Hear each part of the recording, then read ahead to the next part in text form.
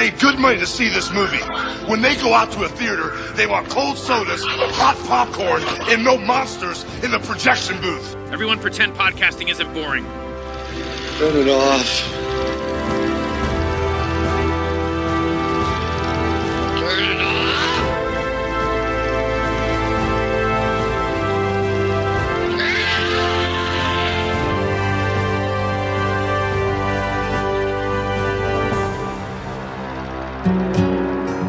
Do you remember the movie Harold and Maude?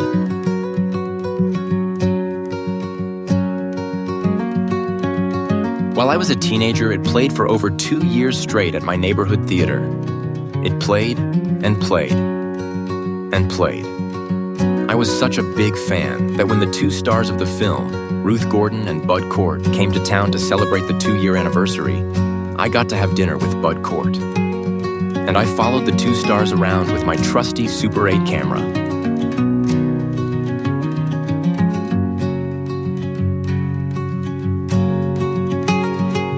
You know, it's a great thing to be a place where something goes right. And for 2 years, at the Westgate Theater, things have gone right for Harold and Maude. And tonight, it includes Bud and me. There's nothing anybody can say except thank you all for believing in the film and making this probably one of the most touching moments of my life, and I'm sure Ruth could. Yeah. She said it. And God bless you all. At the Westgate Theater, Harold and Maude officially became a cult film. I always thought there was a book in this unique conflux of the perfect movie at the perfect theater at the perfect time. And now that book, Held Over, Harold and Maude at the Westgate Theater, is a reality. The book looks at the beginnings of the Westgate Theater, the tragic loss of its visionary founder, and its struggles to get by for the next 40 years. Then we go behind the scenes at the making of Harold and Maude.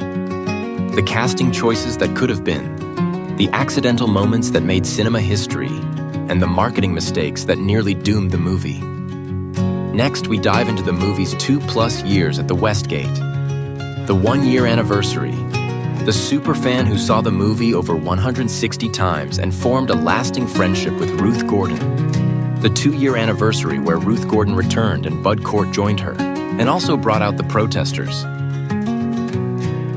The book also looks at what happened to Harold and Maude after it left the Westgate, its success in other cities, the stage productions, as well as the musical version.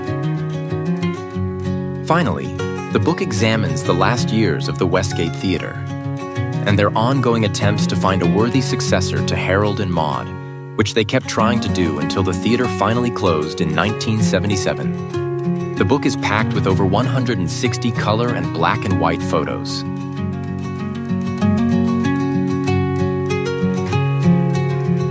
Some of the photos are rare, while others are being published for the first time.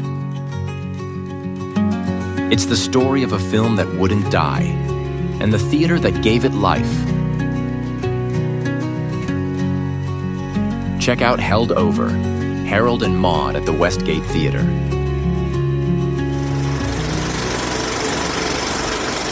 Welcome to the Projection Booth. I'm your host, Mike White. On this special episode, I'm talking with author John Gaspard all about his book, Held Over. It is the story of the 2-year run of Harold and Maude at the Westgate Theater in Minneapolis. It's a great story and really loving portrait of the film, as well as the movie theater and the community around it. Thanks so much for listening, and I hope you enjoy the interview. I want to know a little bit more about how you became an author. I became an author because of a filmmaker named William Bayer. William Bayer was a kind of experimental, semi-Hollywood filmmaker in the late 60s. And he wrote a book called Breaking Through, Selling Out, Dropping Dead, and Other Notes on Filmmaking. A really good book, a little dated now, but about just the ins and outs of making a movie, both in and outside of the Hollywood system. And then about a year later, he did a update of it in which he just added some stuff that he'd learned. And at the back of it, he said, I've become so frustrated with filmmaking that I've decided to become a novelist. And that's what he went on to do until the end of his life. He became a kind of a thriller novelist and was very happy doing it.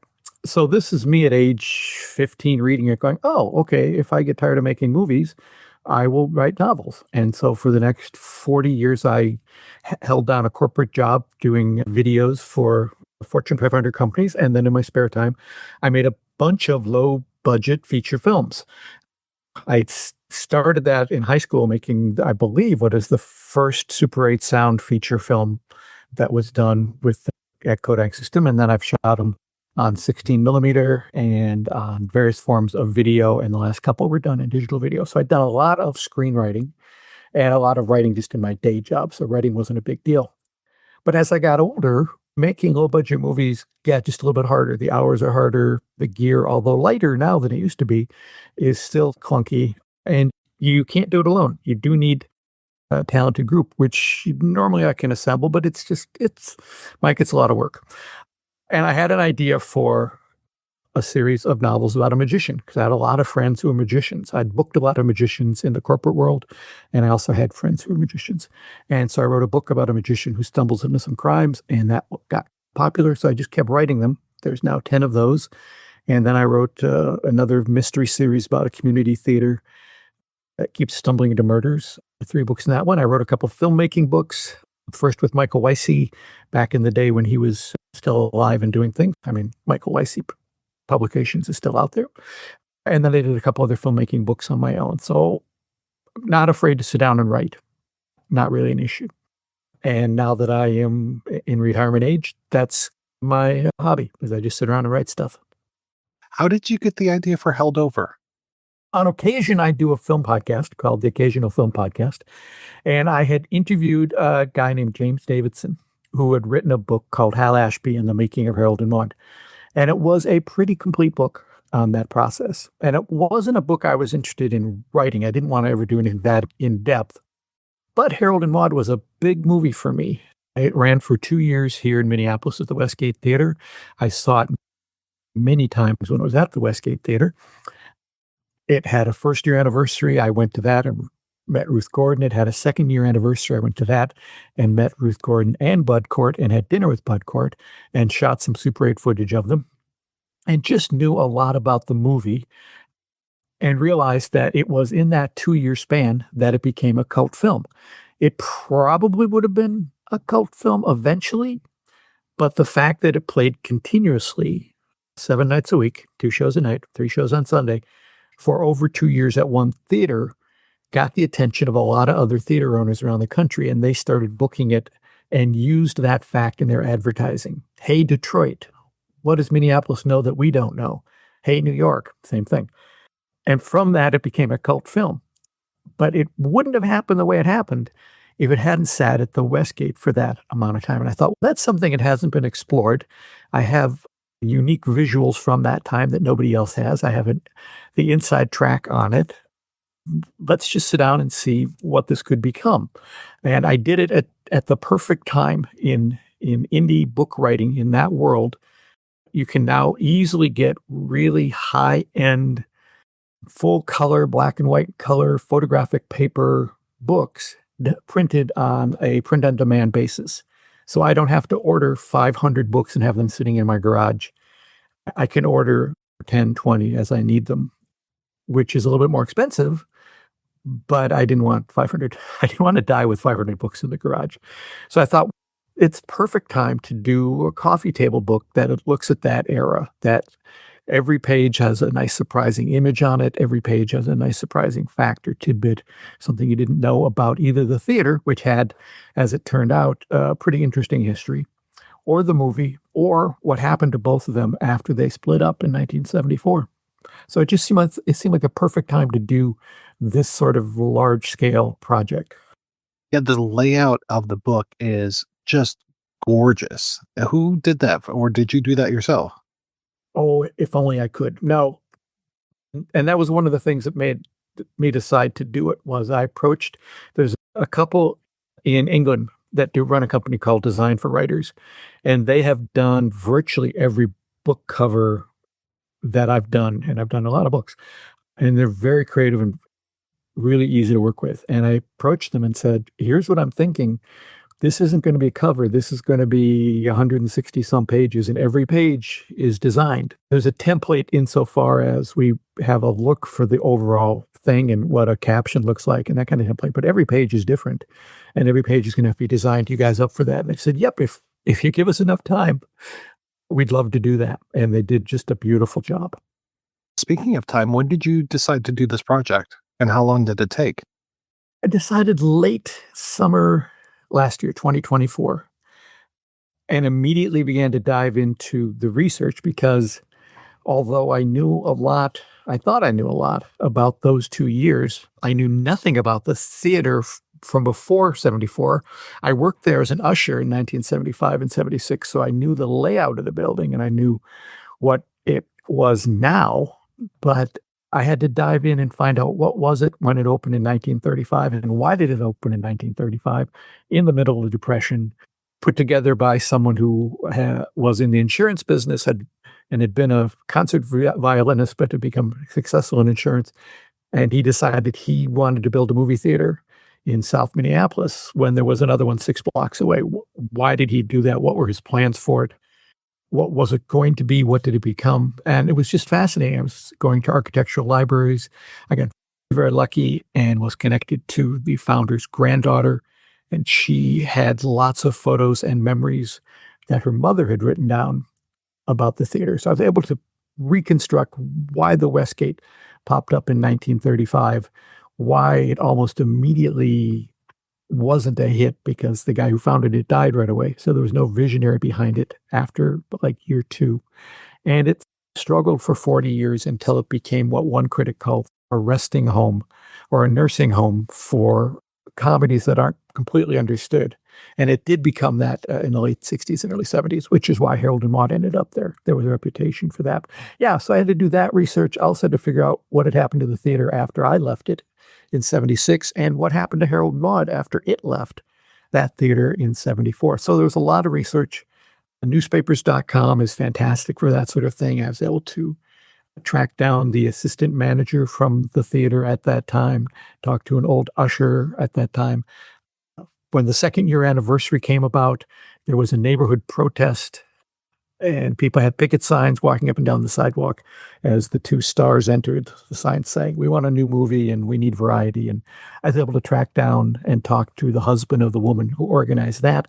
So there were still some people around. And then all the existing articles and interviews from the time and also from now, I was able to cobble through those and put together a pretty good timeline of what happened. And that took about 11 months, 10 months, something like that. The book was being laid out middle of summer. So almost a year of research and writing. And it pays off so well. I was just so impressed. It was so deep in so many areas. And I'm just like, how is he getting this material? This is amazing to find out about all of these people that ran the theater and having all of the bills as far as what's playing and all that. Even didn't you have like architectural drawings of the theater? I did, which was for me, since I had been there, Mike, in 75, 76, I was able to go back and figure out when I started there and when I stopped there just based on what movies were showing. And I remembered it was a worn down, tired theater with the seats were not the original seats, but they were not new seats when they were put in. They were used from another theater. The screen had been moved. The stage used to be set to hold almost a full orchestra because he had intended to have lots of live entertainment. There had been, in 1935, a huge club room right off the lobby where people could rent and use that for bridge clubs or for parties and then go in and see a movie. They had a full catering kitchen in the basement for that. They had its own candy store that was also attached on the other side. But in 75, when I was there, none of that was there. It was a cramped lobby and a weird little room next to the lobby and the restrooms and the auditorium. So getting those original drawings and going, oh, that's where the club room was. That's the beauty parlor that was next door. They must have put up a wall and made that a beauty parlor. And, oh, that's where the candy store was. That's now a little library, and they put up a wall and made that its own building. And that's why in 55 or whatever, they built a candy display case in the lobby. All this stuff that I had no idea had happened in that theater was fascinating to find. And nowadays it's a little easier to find stuff. I was able to track down those drawings and go to the architectural library and find the original blueprints of the guy who made it. It was fun. Of course, at some point you have to stop and write the book. But one of my goals was, because James Davidson has this great book, Hal Ashby and the Making of Harold and Maude, that has all this detail, I wanted to find stuff that wasn't necessarily in that book, or that I, as a pretty diehard Harold and Maude fan, wouldn't necessarily know. So I was able to talk to John Rubinstein. John Rubinstein was an actor and a director and was the original Pippin on Broadway. But he was good friends with the screenwriter of Harold and Maude, Colin Higgins, and a part was written for him. And so I was able to talk to John about that and his feelings about his audition with Ruth Gordon, what he thought about the finished product. And he's a huge fan of what Bud Cort did. But I also learned from him that Elsa Lanchester was supposed to play Maude, which I hadn't known. And he said, if you read the script and hear her voice in your head, now Elsa Lanchester, for anybody listening to this podcast should know who Elsa Lanchester is, but she was the Bride of Frankenstein. She was Katie Nana, the original nanny who quits at the beginning of Mary Poppins. She was Miss Marbles in Murder by Death. She had a very long career. And if you read the script with her inflections in mind, you can absolutely see Colin Higgins meant for that part to be played by her. And I think she would have been terrific. Having worked at a movie theater in my youth as well, I'm curious, what are some of your favorite memories of the theater itself? One memory that happened when I wasn't there, but that one of the ushers told me, which I thought was fascinating. If you know Harold and Maude, you know that very near the end of the movie, if you haven't seen it, I want to say something is said to Harold, and he pauses for a long time, and then he yells, "What?" really loud. And that is immediately followed by the sound of a siren. Because the movie played so long at the theater, and if you worked in a kind of theater I worked in, there's a lot of downtime when you're in that sort of thing. That sound coming out of the auditorium was the signal to everybody that, oh, we got to get back to work. The audience is about to come out.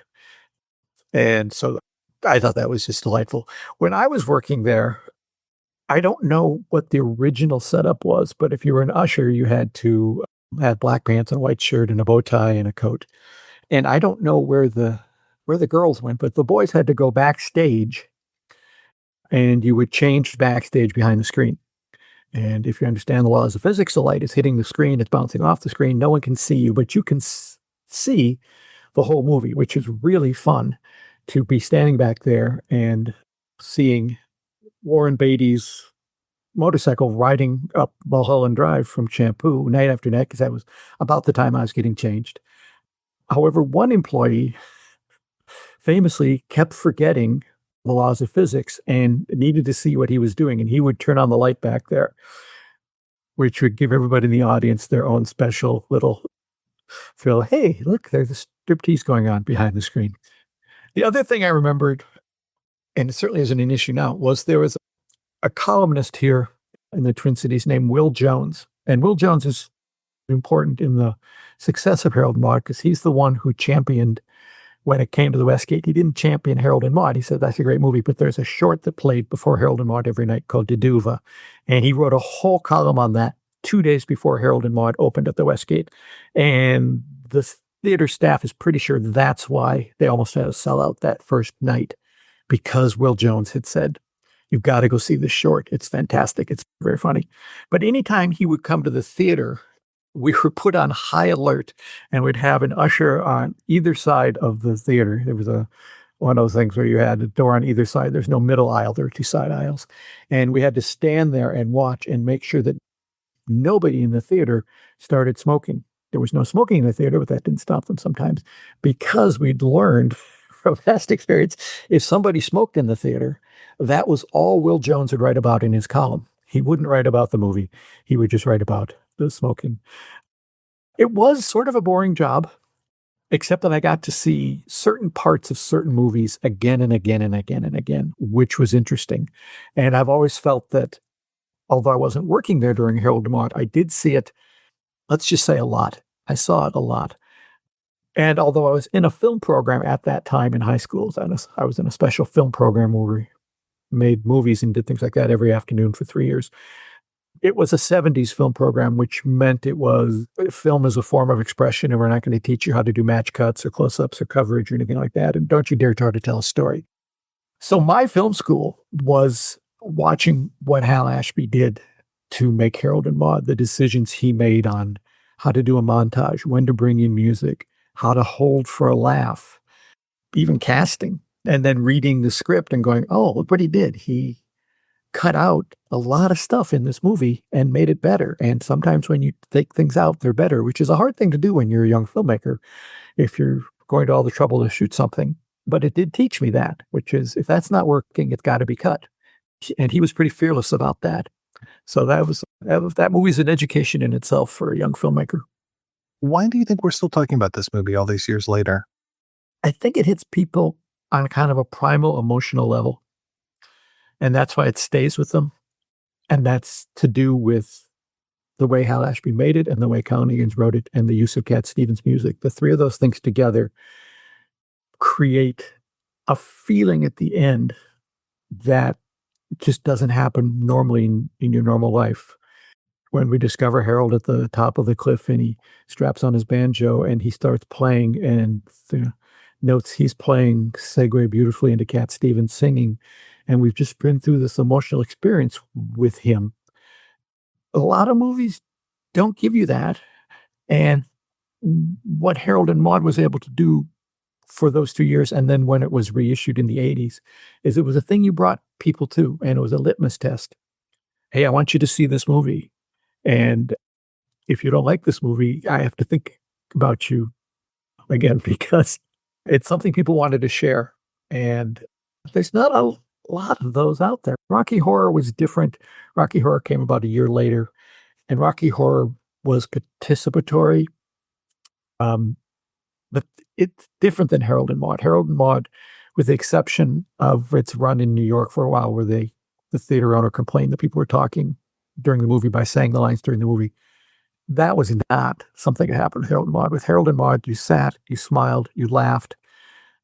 If you were bringing someone for the first time, you would turn and look at them when you saw a scene was coming up you wanted to see the reaction to. It was a very shared thing, but it wasn't something you interacted with. You just absorbed it. With that breadth of information that you're going into, was there anything that didn't work out? Were there any areas where you're just like, I can't find enough information about this? Or did you have that planned out before you even started? Nope. It was an exploratory thing. I realized early on I wanted it to be as much about the images as it was about the words. So it is, I think, a pretty equal balance between, as I told the designer, I love turning a page and seeing a full page picture. And I also like old movie ads. I put those in as well. But I did spend the majority of my budget on licensing photos. I tried not to license the most common Harold and Maude photos, because you can see those anywhere. What I was looking for was stuff you didn't necessarily see all the time. And I found a stock house that had, they claim that they showed me everything, although I'm not really sure, but they had about 200 behind the scenes photos that I'd never seen before. And you could see where there'd be a sequence of photos, and you can know that if the next one is there, that's the one I'm used to seeing, but I haven't seen the one before this. And it allowed me to drop in some photos that, just as a Harold and Maude fan, excited me. Really good close-up of Bud in character, shot from far below, looking up at him. Stuff with Hal Ashby talking to Vivian Pickles as they walk down to the pool. Stuff with Sherry Summers sitting talking to Bud Cort. Just stuff I hadn't seen before. And that's really what I wanted, here are the visuals that are telling the story in a new way. Now, if I couldn't find visuals for something, I had to abandon it or not bother going there. For me, the biggest hole, and it would mean nothing to people outside of the Twin Cities, but across the street from the Westgate Theater, almost the entire time the theater's been there, and it still stands there today, is a little hamburger joint called the Convention Grill. It was built in the mid-30s. It's a classic Art Deco hamburger joint with malts, burgers, and fries. And it's just gorgeous. When I was shooting Super 8 movies in my teens, I shot scenes in there. It was just gorgeous. And so I tracked down the grandson of the owner who now runs it, and I said, I would love to do a 2-page spread in this on Convention Grill because it was part of the ritual. You'd go to Harold and Maude, and either before or after you'd go over to the Convention Grill. And he said, I'm sorry, John, we just don't have any historical photos. And I thought, okay, then I guess we're not going to do that. But I was able to track down Doug Strand. Doug Strand saw the movie 160 times while I was here in the Twin Cities and was Ruth Gordon's date when she came for the first-year anniversary because the theater management said, you've seen this movie a lot, and Bud Court's not coming. Do you mind just being an escort for Ms. Gordon when she's here? And he did that, and then they became fast friends and were friends until she died. So I was able to track Doug down, which was amazing. And there's a nice 2-page spread on him. I was able to track down the guy who owns the rights to Deduva, which was nominated for an Academy Award, I think, in 1968, and is a very funny black and white film. If you guys haven't seen it, just go on YouTube and look for Deduva. It's an Ingmar Bergman parody. It's Madeline Kahn's first film appearance. It's very funny. I was able to track down the guy who owns the rights to it and do a 2-page spread on that. If I'd found more Harold and Maude photos, there'd be more in there, but I think I pulled the best from that. And I think I pulled for the real diehard Harold and Maude fan, there's some surprises in there, which is what I wanted to see. But there's also enough for a newbie to understand what the production is like and the problems with the marketing and the problems with the advertising and all that. There's enough for the diehard and the newbie. How many people do you think you talked to for this? Surprisingly little. Not a big number because not a lot of them are around anymore. I probably only did 9, 10 interviews, maybe a little more, but I was able to find a lot of extant interviews, some stuff I hadn't found before. I did, of course, reach out to Bud Court and never heard back, but that was expected because he doesn't really like to talk about it that much.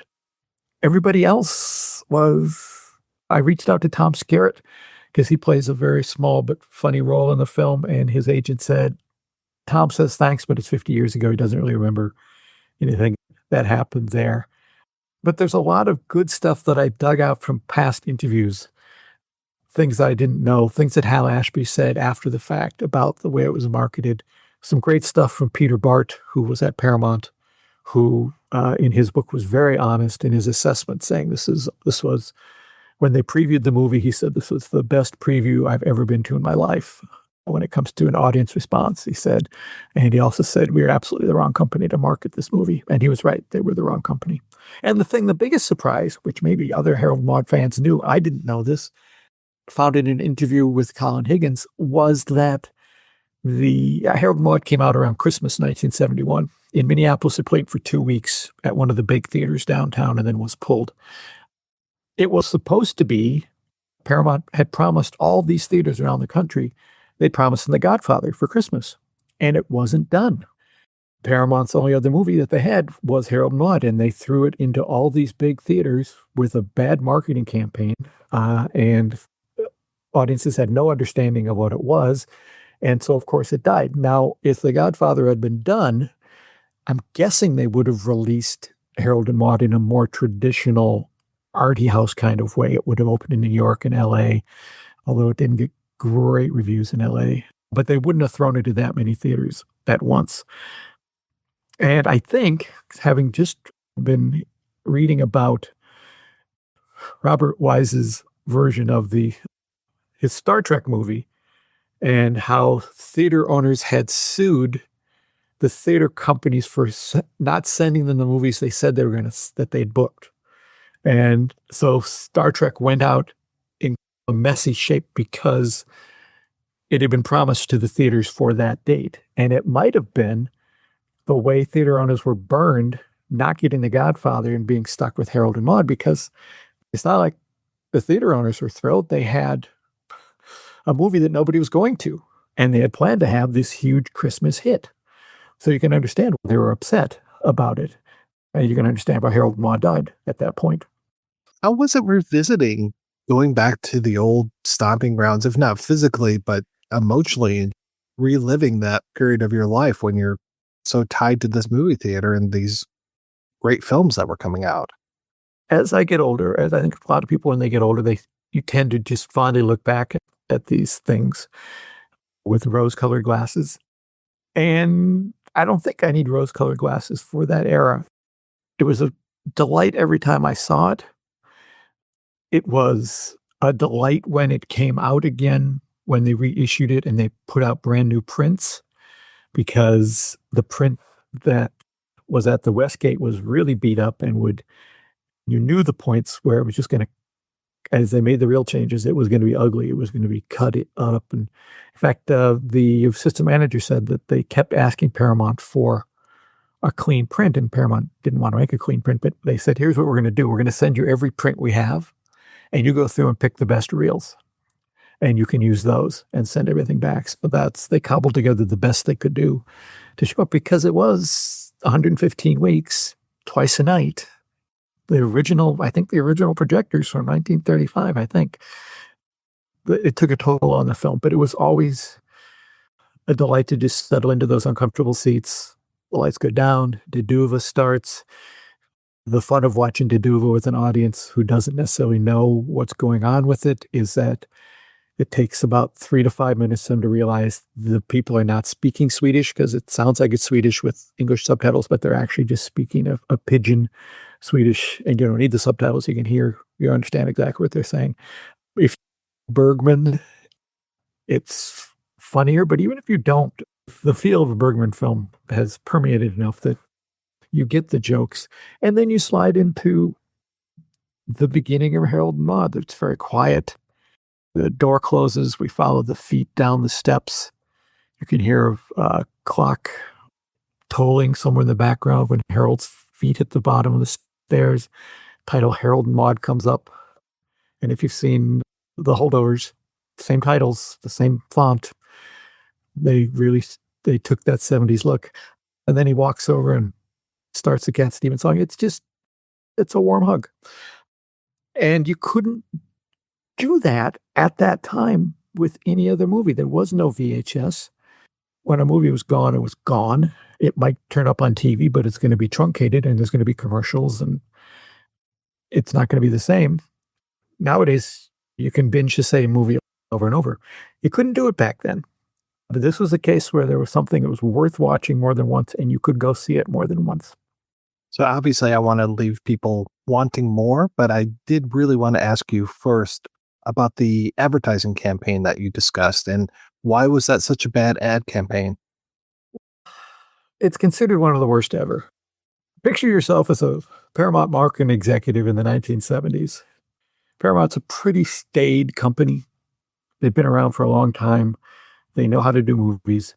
And here comes a movie with no stars, although one Academy Award winner, about a 79-year-old woman who appears to have an affair with a 19-year-old boy. At its most bare bones synopsis. That isn't really what it's about, but that's what is being hung on. And you have to entice people in to see the movie. Oh, and by the way, it starts with a suicide, and he commits suicide several times throughout it. And it makes fun of the military, and it makes fun of the church, and it makes fun of psychiatry. What do you do? What picture do you put up? What do you say? They were very lucky. Judith Christ, the critic, loved it, and she gave them a really nice blurb that they used everywhere. But other critics didn't like it and said Variety hated it. So you don't have that. You just have a nice review. You don't have any stars, really. You don't have rom-com thing you can tie into. There's nothing to hang on to, really, except the weirdness. And they weren't used to doing weird movies. They didn't know how to do that. And so they came up with a poster, white poster, pink and blue letters, Harold and Maude. And that was it. And they told audiences nothing. One of the critics who reviewed the movie when it played for its 2 weeks here in the downtown theater wrote in his review, and he loved the movie. He said, I had trouble describing what it was about to the couple behind me in line. And he said, if I can't describe it, how is anyone else going to describe it? Because if you just hang on the weird stuff, hey, it's an older woman, a younger guy. Do you want to see that? So the stuff that really attracted people, which was the love and the relationship and the soundtrack and all that. Audiences had to discover that, and they had to tell Paramount, here's how you advertise it. Here's Harold and Maude on a motorcycle, and the wheels have daisies, and it's the sort of movie that is going to be successful because someone told someone else to see it. That's what's going to make it successful, and that's what it did. When it opened in Paris, it didn't have that problem because French audience is like, whatever, sure, we'll see that. But it was a very hard sell for the Paramount marketing department. And the fact that it opened in theaters that it shouldn't have opened in pretty much doomed it. So what is next for you? I actually don't know. Getting the book out has been interesting because it was designed in the United Kingdom and it's printed over there because they can do this weird size book on photo quality paper better than anyone here could have, at least at the time. Maybe that'll change in the future. And so I'm not dealing with tariffs or anything because books currently aren't falling under that, but it is still getting things from there to here.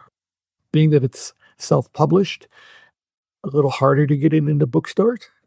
It is on Amazon, but you can also get it directly from me if you hate Amazon. Doing it independently is a harder way to do it, but I realized early on, if I could find a publisher who wanted to do it, they're not going to let me do it the way I did it. They're not going to pay all that money for those photos. They're not going to put it at that size. They're not going to put it on that quality paper. And that's assuming I can even find someone who wanted to do it. It's a very niche book for a very niche audience. I quote Dana Gould when I talk about the audience is guys my age who are me. I don't think there's a huge audience for the book, but the audience that is there for it is going to love it. And that's the important thing.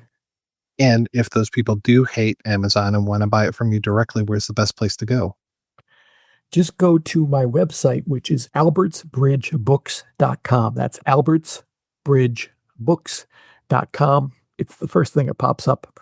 And it's currently in 3 different formats, a nice paperback, a nice hardcover, and then a special hardcover that has end papers with a lot of fun Harold and Maude photos in the front and the back of the book.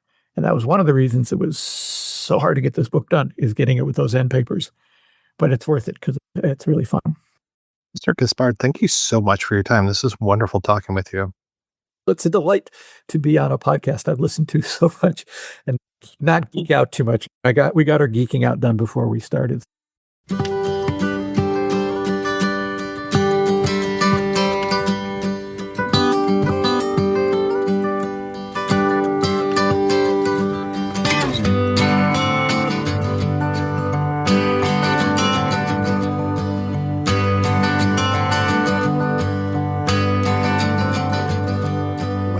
My happy home to see what I could find out.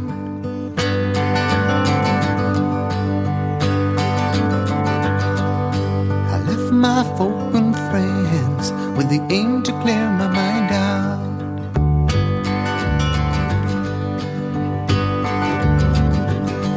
Well, I hit the rowdy road, and many kinds I've met there. Many stories told me all of the way to get there. Ooh. So on and on I go. The seconds tick the time out. There's so much left to know when I'm on the road to find out. Ooh.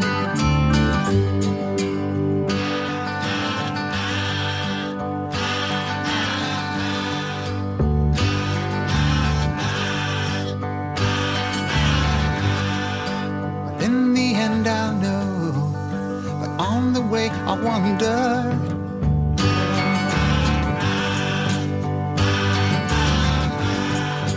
Through descending snow and through the frost and thunder.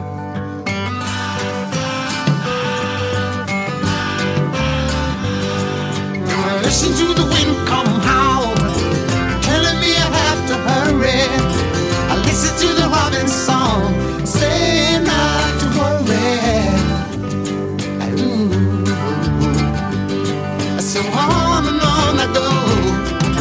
Seconds tick the time out. There's so much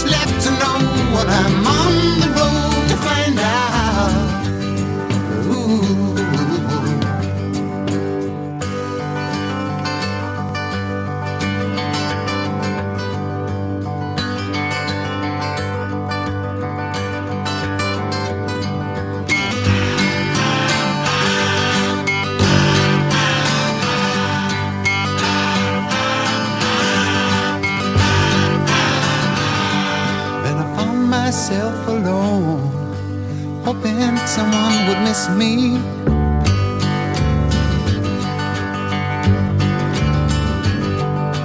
Thinking about my home and the last moment you kissed me.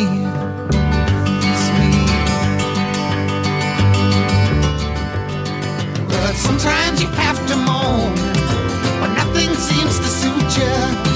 But nevertheless, you know you're locked towards the future. Ooh. So off and on you go. The seconds tick the time out. There's so much left to know, and I'm on the road to find out. Ooh. And I found my head one day when I wasn't even trying.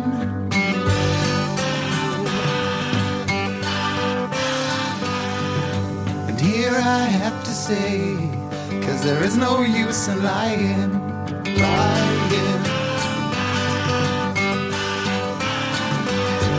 Yes, the answer lies within.